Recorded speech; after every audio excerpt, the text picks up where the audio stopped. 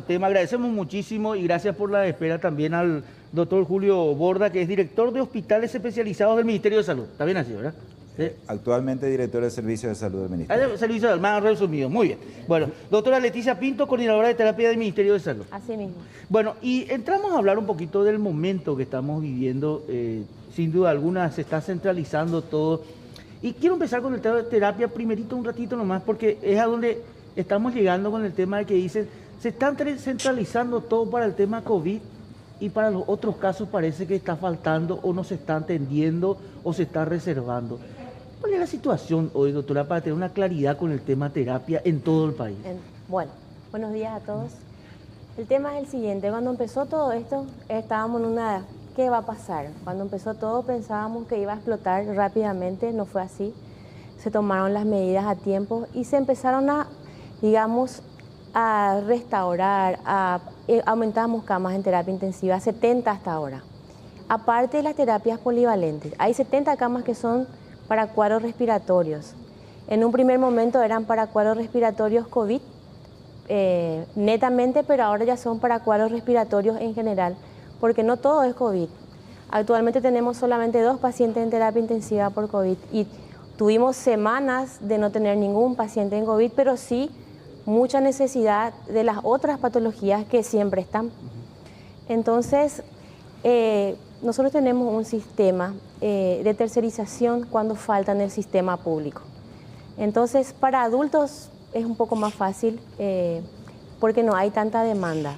Ahora para neos sí, a veces nos vemos forzados hasta a judicializar porque hay mayor demanda y sobre todo ahora que los controles prenatales no se estuvieron haciendo en forma correcta.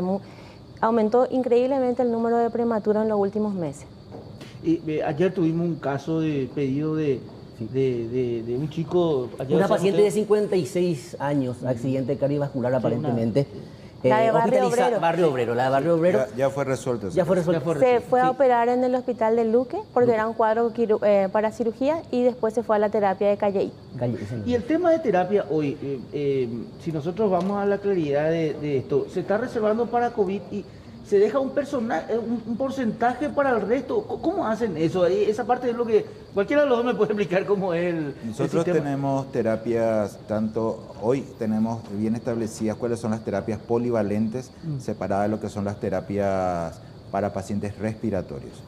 ¿Okay? Se dio una situación bastante interesante y llamativa en estos días, en la época de la cuarentena total, donde después de mucho tiempo tuvimos muchas camas libres de terapia intensiva. Era cosa que no veíamos hace mucho tiempo, ¿verdad? Pero está bien establecida cuáles son las camas de terapia polivalentes para cualquier patología y las que son para COVID exclusivamente. Y digamos, ¿qué porcentaje son? Pregunto yo, porque la gente dice, bueno, se está dejando mayor porcentaje para lo que es COVID. 70 camas tenemos exclusivamente para COVID ahora. Hoy tenemos 70 camas. No, 70 camas son nuevas, sí, en realidad. Nuevas para COVID. Sí. Para COVID. Pero ¿cuánto tenemos en total en este momento? Son 150 camas aproximadamente para COVID. Solo para COVID que están, digamos, guardadas para COVID. Ajá. Que no se acerca a lo que es necesario, ¿verdad? Se habla de cuántas camas necesarias para... Y en realidad cuando arrancó la pandemia en Paraguay se calculaban 1000 camas en terapia para poder sostener. Sí. Pero a medida que pasa el tiempo y disminuyeron los casos, se aplanó la curva, disminuyó también la necesidad de camas en terapia. ¿Cuántas terapias tenemos en total hoy, incluyendo COVID y lo normal?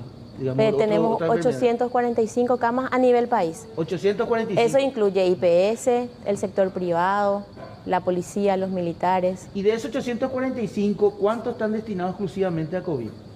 En total, sí, en total. En total, con todo, con IPS y demás, tenemos 210 camas aproximadamente. 210 camas. ¿Del interior, doctora? ¿Interior? Incluido el interior. Sí. Yo no estoy hablando a nivel central cuando hablo de camas de terapia, hablo incluido el interior. ¿Y las camas de terapia para COVID en el interior son en qué ciudades? Porque no están en todas tampoco. Bueno, cada cabecera de hospital regional, prácticamente el 90% de las cabeceras regionales tienen terapia intensiva. Entonces lo que ahora se trabajó es con el IPS. Por ejemplo, en Encarnación la terapia respiratoria está en el IPS. Nosotros como ministerio fortalecimos el IPS porque ellos tenían solamente 4 camas y ahora tienen 8 para respiratorio. Y el hospital regional tiene sus 7 camas para polivalente. Lo mismo pasa en Ciudad del Este. En Ciudad del Este, en el hospital regional hay 8 camas para polivalente y en IPS se hizo las adecuaciones para que estén las 8 camas para respiratorio. Entonces en Concepción pasó lo mismo, solo que en Concepción IPS es ahora polivalente y el hospital regional es el respiratorio. O sea, se vio cada hospital que tenga mayor fuerza, digamos, para que ese sea el respiratorio y el otro quedó como polivalente. Hoy de alguna manera, ya han mencionado los médicos que estuvieron en programas anteriores y bueno, que van hablando durante todos los programas también en el canal, que las enfermedades respiratorias no son los mismos números de antes, ¿verdad? Pero eso no quiere decir que hay que tranquilizarse también, porque estamos entrando en esa etapa, ¿verdad? Empieza el frío. Empieza el frío. Y digamos que para eso que empieza el frío, las terapias y digamos el servicio de salud está preparado en este momento, ¿no? Porque hay mucha gente que dice, los mensajes que recibimos nosotros acá generalmente está todo preparado para COVID y se deja de lado el resto, dice. No. Por eso, ese es más o menos lo que piensa la gente, pues dice, no hay terapia, no nos atienden, por eso... Eso es lo que explicaba la doctora justamente, ¿verdad? En todas las cabeceras regionales hay que empezar a la base de que nuestro sistema de salud está segmentado y fragmentado. O sea, en cada lugar tenemos un hospital, en algunos lugares tenemos hospital de la gobernación, la municipalidad, ministerio, IPS, y generalmente es el mismo médico que trabaja en el mismo lugar, ¿verdad? Esta administración está apuntando hacia el sistema único de salud, ¿verdad? Y esta es una prueba del inicio de ese sistema único, donde estamos trabajando en conjunto ahora con el Instituto de Previsión Social, ¿verdad? Por eso le decía a la doctora Pintos el tema de lo que pasa en las cabeceras regionales. Se determinó quién va a ser hospital respiratorio y quién va a ser hospital polivalente. ¿Okay? En el hospital respiratorio se manejan todas las patologías respiratorias, se van los colegas que van a manejar ese tipo de patología, ya sea de IPS o del ministerio, y en el otro hospital va a ser el polivalente donde se va a manejar el resto de las otras patologías. Eso ya está ahora. Eso es muy importante aclarar. Eso ya está establecido desde hace un mes aproximadamente. Sí, es muy importante aclarar que en los hospitales respiratorios, hasta ahora estamos trabajando, pero en el interior ya se sabe que los que están en el respiratorio sean los mismos médicos todo el tiempo para que no ocurra más que un día hago guardia en el regional, otro día hago guardia en el respiratorio y como ven las enfermedades van y vienen, no solamente el COVID. Para pacientes neonatos, ¿cómo está el tema de terapia intensiva para casos de COVID? Porque mencionaba usted inclusive al inicio de la entrevista el problema que se tiene cuando se tiene que judicializar. Bueno, para casos neonatos es un tema especial. ¿Sí? Estamos preparando un hospital respiratorio en área central, es el hospital de Calle I. Estamos preparando la terapia neonato, en realidad ya estuvo vacía 15 días, pero no podemos tener una terapia vacía necesitando para otras patologías. Hay un área que está separada para que en el momento en que tengamos la necesidad de un paciente COVID, lo que vamos a hacer es trasladar el resto de los pacientes y la terapia se queda totalmente otra vez para cuadros respiratorios. Mientras tanto, están los polivalentes ahí porque no podemos no darle sostén a los niños. Doctora, hablaba de que hubo muchos bebés que nacieron antes de término. Eso se da por una mala... o sea, las mamás no van a hacer su consulta justamente porque le dicen eso en los centros de salud por miedo y también les dicen lo mismo, ¿verdad? Hay muchos casos de eclampsia que han tenido que entrar en terapia las mamás, decesos de madre. Hubieron casos de, sobre todo en Pedro Juan, en Ciudad del Este, hubieron casos, y aquí también en área central, 2 o 3 casos de muertes maternas por eclampsia. Es decir, que el prenatal, al no hacerse en tiempo y en forma los controles como tienen que hacer, tuvo sus consecuencias. Por un lado, se reservó los hospitales para el COVID, pero también afectó a las mamás. Claro, o sea, bebés menos de 1 kilo, en los últimos meses nacieron como 20, que no era lo habitual para esta época. Normalmente en diciembre nacen los bebés prematuros, según nuestros registros. Pero ahora empezaron y es por eso, porque además, no porque no haya control prenatal en los hospitales, porque todos los hospitales tienen su control prenatal, ese fue un servicio que no paró nunca. Pero el miedo de la gente también es muy importante. Y a veces el caso de preeclampsia, las mamás cuando llegan ya es operarle y a veces fallece el bebé y fallece también la mamá. Pero seguimos teniendo pacientes Sí. sin controles prenatales que Hasta llegan ahora. a último momento a los ¿Y hospitales. qué hacemos con eso? ¿Qué recomendamos? Doctor, Y doctor, hay la- gente la- que está en su casa que no quiere ir por no contraer. O sea, ¿qué recomendación le damos? ¿Cómo Como trabajamos dijo, con como ello? dijo la doctora Pintos, en ningún momento paró el control, la atención para la paciente embarazada. ¿Y cómo es el resguardo para Hay esa? que, están todas las medidas de prevención, están todas perfecto. siendo adoptadas. El tema es perder, si vos tenés que irte el 20 de cada mes, anda el 20 de cada mes, no dejes pasar porque tenés miedo, porque escuchaste que justo ese día hubo un caso cercano, digamos, la gente ya no quiere salir. ¿Y el hospital tiene un registro de esas pacientes que te están haciendo atender ahí en Claro. ese lugar para darle un seguimiento? Digo yo, porque acá ocurre cosas, el COVID para todos es una cosa nueva, ¿verdad? Sí. En la forma de vida de cada uno. Estamos ¿verdad? aprendiendo, sí. Entonces yo creo que hoy una mujer que está en esas condiciones lo que más quiere es resguardar el temor a ir, porque tiene que subir a un ómnibus, porque tiene que tomar tal cosa, porque tiene que caminar tal. No es solamente porque el hospital está en buenas condiciones para atenderle, sino que todo ese trayecto para llegar al hospital, ¿verdad? Lo expone. Si es que hay digamos, una ficha, a lo mejor o llamarle o ver o inclusive ir hasta el lugar, ¿verdad? Porque, o si no, vamos a tener muchos más casos de vuelta, ¿verdad? Entonces, digo, si es que de repente, yo sé que eso es recursos humanos otra vez, es personal, ¿verdad? Pero teniendo en cuenta nomás lo que ustedes están observando como esa mujer que no quiere ir, pero yo creo, no creo lo que sea por el tema del ambiente del hospital, sino más bien por el traslado, que muchas veces tienen uno temor también a hacer, ¿verdad? No, lo que esta administración está trabajando también es en ampliar la cobertura a nivel nacional. Atención primaria. Empecemos con que el tema es la atención primaria en salud. La atención primaria en salud, que es uno de los objetivos de esta administración, es reforzar. Llegamos hoy al 32% nada más de la población. ¿Ok?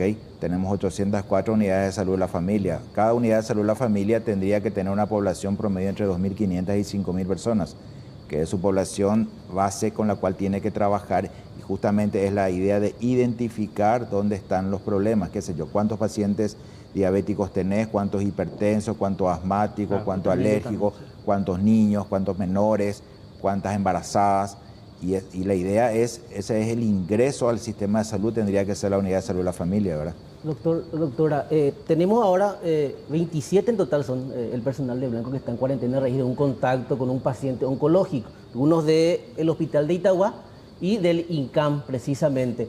Ahora, cuando hablamos de terapia intensiva, de especialistas, ¿qué va a pasar? ¿Cuál es el plan de contingencia que se tiene cuando, y esperemos que no pase, el especializado empiece a caer? El ministerio está haciendo una capacitación a través del INS. 500 médicos que no son intensivistas para atender cuadros respiratorios. ¿Qué significa eso? Que si yo estoy de guardia en una terapia donde hay 20 camas y somos 4 los médicos de guardia, o 3 los médicos de guardia, uno intensivista, uno de ellos esté enfermo, pueda entrar un médico no intensivista a desempeñarse en la terapia, siempre vigilado por un intensivista, ¿verdad?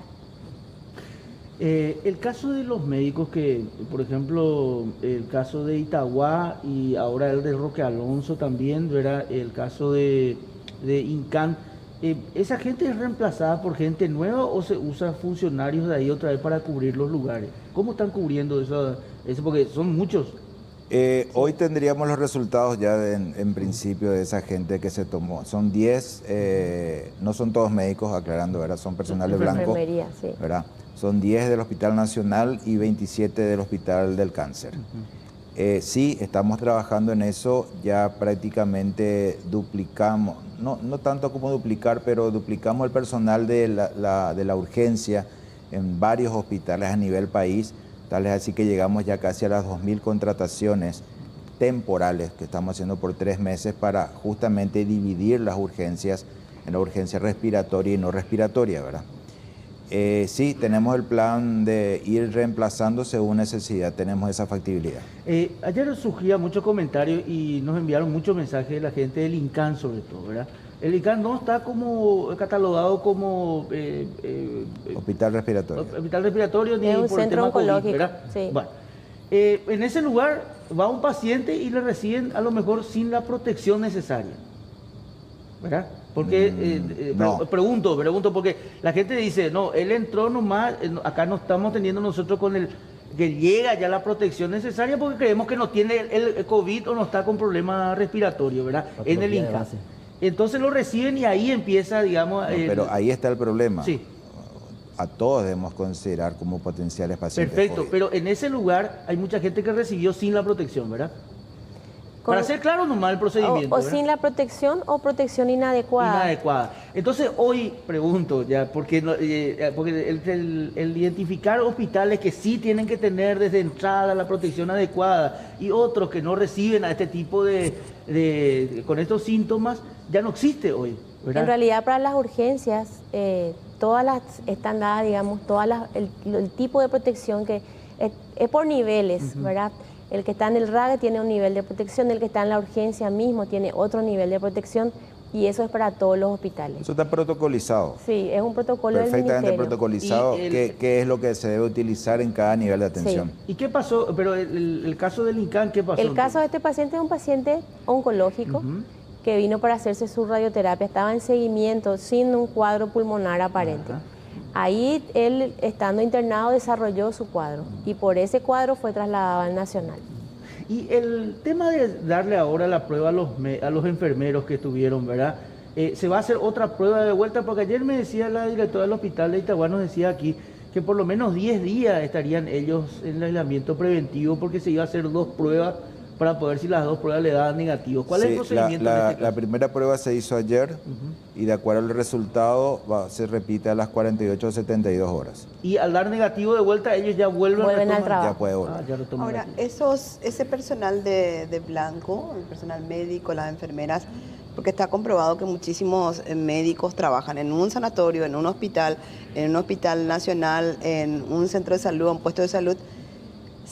¿Hay otra vez las conexiones con los otros lugares o solamente cumplían funciones en el Nacional o en Itagüá? Seguro que hay médicos que solo en el Nacional y hay otros que sí en varios lugares. Estamos tratando nosotros de hacer la unificación de vínculos a cada hospital justamente para evitar Claro, esas porque conexiones. Si hablamos de gente que atiende en los hospitales, sabemos que los Sí. médicos y las enfermeras son multitrabajos, o sea, Sí. no trabajan en una sola institución, no solo nacional, sino también privada. Y también después Sí. tienen consultorios médicos. Es decir, que esta situación, ¿por cuánto podríamos multiplicar? Igual que San Roque González ahora, ¿cómo se están preparando? Porque hay toda una ciudad aislada en este momento. Mira, el sueño de cualquier médico es trabajar en un solo lugar. De cualquiera de nosotros es trabajar en un solo lugar y no tener que estar yendo de aquí para allá, ¿verdad? Ya estamos tratando de trabajar sobre eso que usted está diciendo con la gente de la terapia intensiva, ¿verdad? Justamente para tratar de que no tener que trasladarse ese médico de un lugar a otro y al mismo tiempo evitar la propagación eventual de una enfermedad. Claro, porque uno se contamina sin darse cuenta, esa es la realidad. Pero fíjate que son más de 10.000 médicos en todo el sistema de salud. Es un poco complicado. Para Pero- poder hacer pero sigue de siendo Pero, una. realidad. pero para- estamos apuntando, con eso apuntamos al Sistema Único de Salud. Sí. Claro, pero por eso es la gran preocupación. Estamos apuntando, pero ¿cómo estamos ahora? Estos médicos que ahora estuvieron en contacto con esta gente, ¿también están en otros lugares? ¿Otros lugares se tienen que ver afectados también ahora por entrar en cuarentena? Es lo por más eso? probable.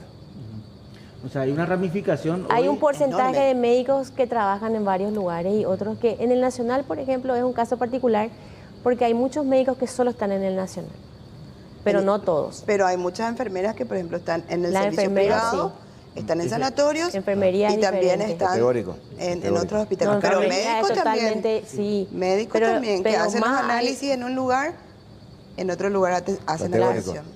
Y hoy con esta fase eso se está habilitando más, o sea, porque hay Claro. muchos médicos que están volviendo a algunas actividades en sus sanatorios privados, que están también en los nacionales, ¿verdad? Enfermeras que están haciendo en sanatorios privados y también en nacionales. O sea, empieza a ser un poquito un registro de lo que tienen adentro y me parece bien lo que están haciendo en el interior, ¿verdad? De sectorizar por grupos, ¿verdad? Pero acá en Capital y en Central... Es más difícil, es- es más difícil aquí poder hacer. Aquí- Por eso comenzamos con la terapia, pero igual es complicado, porque hay muchos colegas que, que están bien como están, que les agrada irse de un hospital y otro porque dicen, veo tal tipo de casos en un hospital, otro tipo de casos en el otro hospital, si bien no es la mayoría, pero por eso a veces se complica poder, logramos ahora más de 20 personas unificarle sus vínculos en un solo lugar. Y el tema es el cuidado que tienen que tener cada uno y la protección al máximo. No hay otra forma entonces que se tenga... y el tema de los hospitales, las salas de espera y eso, ¿cómo están manejando ese Está tema? todo protocolizado, las distancias de un lugar a otro. Al llegar ya se les provee tapabocas en las urgencias respiratorias. Como coordinadores de áreas tan sensibles del Ministerio de Salud Pública y Bienestar Social, ayer nos preocupaba y mucho, desde el viernes inclusive, el hecho de que mucha gente salió a la calle sin la debida protección. Hacíamos un recorrido ayer por el Mercado 4 y la gente estaba sin tapabocas, también esos locales gastronómicos, los de la calle, sin las debidas protecciones. No se respetaban las distancias y se pudo notar un relajamiento. Supongo que eso preocupa. Demasiado. Es algo que nos está sacando el sueño ahora. Desde el fin de semana. Se nota que hay un relajamiento bastante importante de toda la población. O sea, yo veía videos de gente que está jugando fútbol, piqui, vóley, básquet. Acá creo que fue en el Parque Caballero. La doctora justamente venía de Ciudad del Este en estos días. Y en Ciudad del Este vio... Todo está abierto. Todo el mundo está en las calles como si no pasara absolutamente nada. Y es preocupante. Es muy preocupante esta situación actualmente. Hay una alerta ahora en relación a eso y sobre todo por lo que ocurrió con el caso de este militar que fue a muchos lugares, que expuso a mucha gente y estamos hablando de un grupo que supera fácilmente las 50 personas. De aislamiento ahora sí. Bueno, pero hay una responsabilidad grande de la persona también que no respeta la cuarentena. Hay, digamos, gente que se escapa de la cuarentena, gente que recorre sin problema, por más que sabe que tiene que estar en cuarentena. ¿Entubado, Carlos, estaba? No estaba. Tenía un tubo pleural. Tubo de drenaje pleural tenía. Para que Era un tenía líquido en los paciente, pulmones. era un paciente con un politrauma. Sí, pero preso que se escapó. Y cuando se vio que se sintió mejor, se arrancó todo y se volvió a escapar. Por eso que ahora está aislado con guardia. Un exconvictora. ¿Y cuánta gente tuvo contacto con esta persona? No. ¿Llegó a salir? ¿Llegó a ganar la calle? No es un paciente COVID positivo, está claro. Es un paciente que estuvo en contacto cerca de un paciente que era el único que tenemos. En realidad estaba en la cama de al lado. Actualmente. Y se escapó. Pero ahora está aislado. Se le hizo la prueba y no... La primera prueba es negativa, pero ahora está aislado por dos motivos. Porque puede ser positivo en algún momento y porque, como era un presidiario que se intentó escapar, tiene guardias y está en una sala de aislamiento. Y este caso de este camionero que está en terapia intensiva, digamos, él, de acuerdo a lo que va contando, van apareciendo las ramificaciones de eso. Esa es una situación que es difícil también. Está el que no es consciente, parece, y quiere ser, o sea, hace su vida normalmente, entre comillas, ¿verdad? Pero lo quiere hacer, digamos, haciendo lo mismo que hacía siempre, ¿verdad? Y está el que no cree que le va a pasar, o el que dice, no es tan grave como... Hay gente que no cree, esa es la realidad. Y eso es lo más peligroso. Solamente para tener en cuenta, la mayoría de los mensajes acá tienen que ver con el tema de la atención en los hospitales, ¿verdad?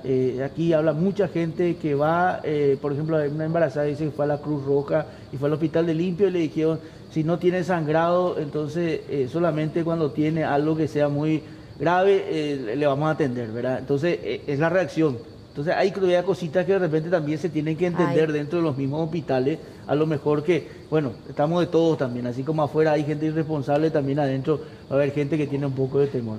Pero le agradecemos muchísimo la presencia. Yo creo que esta es una claridad también para saber cómo estamos y sobre todo cómo se va avanzando en el tema de terapia, que es lo que más nos reclamaban a nosotros en este momento, ¿verdad? De que y el área más sensible, terapia intensiva, el área más sensible. Muchas gracias, doctor, muy amable. Por favor. Bueno, vamos a la pausa, ya volvemos.